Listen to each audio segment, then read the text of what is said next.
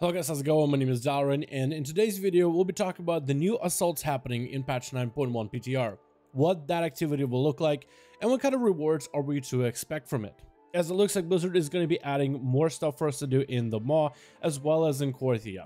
And in this video, let's actually take a look at Korthia itself and see what the zone is looking like so far.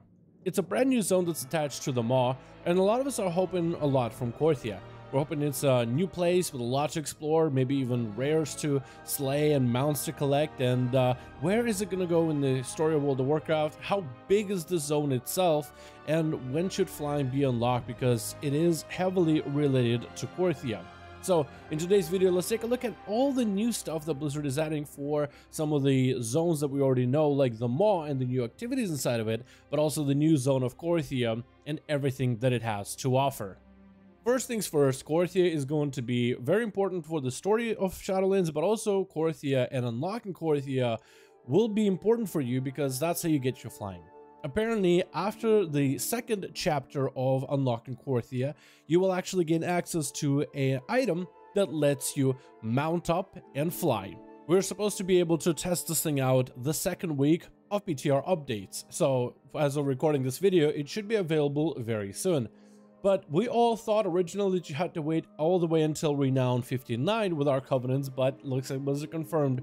Quick clarification, this item is available from the next chapter following the hub unlocking in Korthia, quite early in the campaign. We'll see you next week, have a happy weekend. So this is really good. Originally we thought you had to wait all the way until Renown 59 in our covenants, because that's where the story line for your covenants in patch 9.1 ends. And just like the original 9.0 patch, 9.1 is going to have a storyline with 40 levels of renown.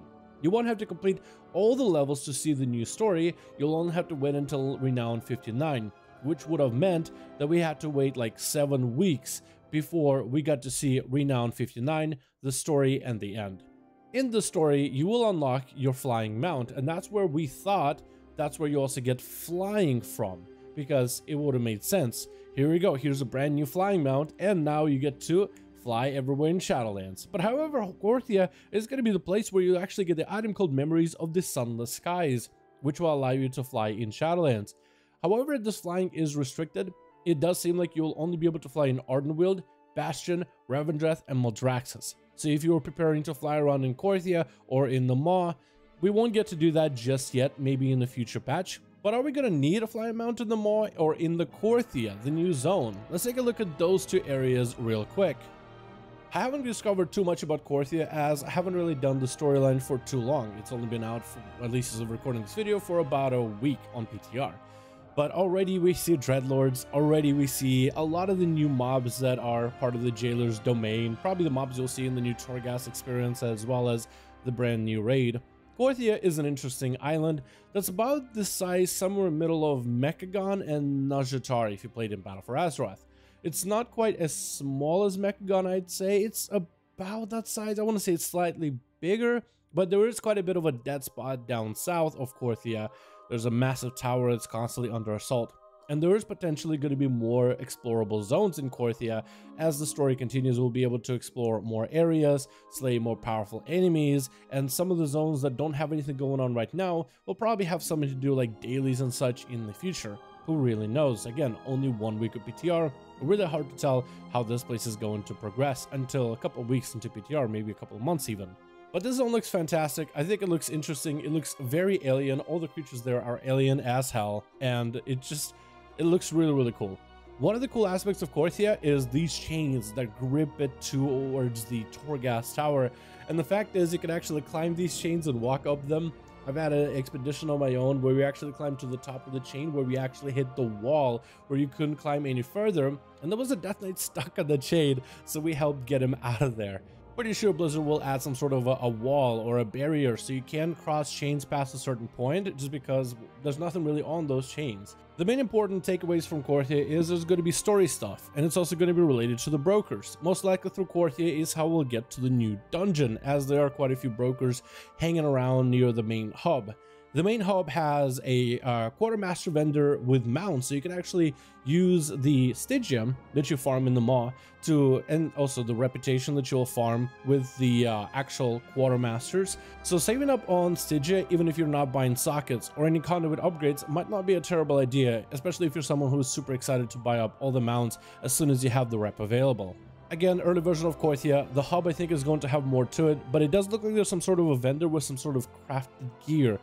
Maybe even catch-up gear. It looks like it's like Maw touched gear, which could be related to legendaries, but it could also be related to how we as players might be able to gear out our alts in the future.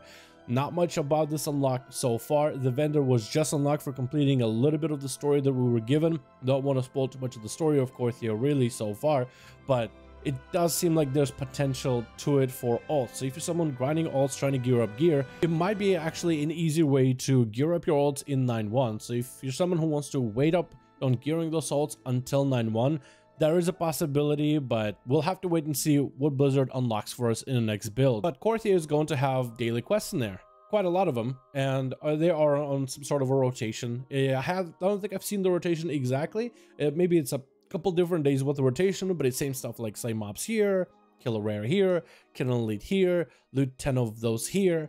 But the Maw is a little bit different. The Maw will be very similar to Battle for Azeroth invasions, the N'Zoth invasions in fact. They're literally almost in the same style. So there's going to be 2 of them a week. And inside of the Maw, you will have different covenants doing different activities. You have the Necrolords attacking the Perdition Hold. You have the Kyrians holding strong next to where Venari's outpost is. And who knows where the Ventir and the Nightfey will end up. But generally, you'll have 4 different quests to do. And then the final quest of that assault has you fight into sort of a massive elite or a couple different smaller mini bosses, and then doing some sort of an activity like an attack or maybe flying on top of a Kyrian, spiking down, spearing enemies from above, and then fighting a massive fire elemental. And at the end you get a chest that's very similar to the Callings chest, which can give you renown as well, so that could be a good way to catch up renown in the future patch. It also gives you quite a bit of gear. This one seems to give me 203 baseline on a very fresh character, so maybe another decent way for you to catch up a mechanic for your characters. Could be some sort of a currency system as well in the future, who really knows. But I also got a mount from one of these, especially when doing the Maldraxian assault. So I wonder if there might be some new mounts related to these things, or maybe those are the same mounts that you could have gotten through other means as well, but it's just another opportunity for you to get those same mounts. Maybe those are like the Reputation Exalted Chest mounts, and there's just a copy of them just for the assaults. So it might give you a reason to do them on multiple characters if you are trying to farm some of these mounts. But it looks like Blizzard is adding more rewards into these things, and you have to do 2 of them a week because there's an overall big bar for that week. So the assaults themselves and activities in the Maw give you a little bit of percentage each for the bar that is to be completed weekly. And the bar says something like push back the jailer's forces. So to complete that bar, you do the assaults, so you will do 2 of them a week, and you also have all these little activities inside of Korthia. Now, I haven't tested out exactly how much the assaults give, but it looks like the assaults themselves give a huge swath of that bar percentage completion. So getting 2 of the assaults done, I think will give you, if not all, almost all of that bar fully. So then you would end up filling out the rest of the bar by doing some of the activities in Korthia, mainly the main story and then some of the side stuff, I would imagine. So it's not a weekly activity, a weekly bar you can fill up in a single sitting. You will have to do this over at least a few days, it seems like, unless there was changes in the future. But that's so far what Korthia and the Maw looks like, at least the early version. Korthia right now I think is missing a lot of the elites as well as rares, as it seems there's only like 1 rare available in Korthia right now that doesn't drop anything. So it's a very early version, but if this place was full of elites and rares and mounts to get and pets and toys to get, maybe even some secret achievements and secret quests to complete as well, then the place could be filled with so many activities to do. And I feel like the Maw could also be updated to add more elites, more enemies, to give a lot more drops, a lot more unique, since we'll be spending a lot more time in the Maw. In fact, we'll actually be able to farm the Maw. We won't actually be kicked out before the Eye of the Jailer is completed, since there's part of the story that disables the Eye of the Jailer mechanic. But I think there's need to be more work done in the maw, at least for now, but the early version is looking promising. We'll just have to wait to see if the rewards might be worth, and that's one of the things that I think Blizzard needs to focus on, making Korthia and the maw rewards worth it. But as always, thank you guys so much for watching this video. If you want to see more 9.1 updates, subscribe to the channel, hit the bell, and as always, I'll see all of you guys in another video.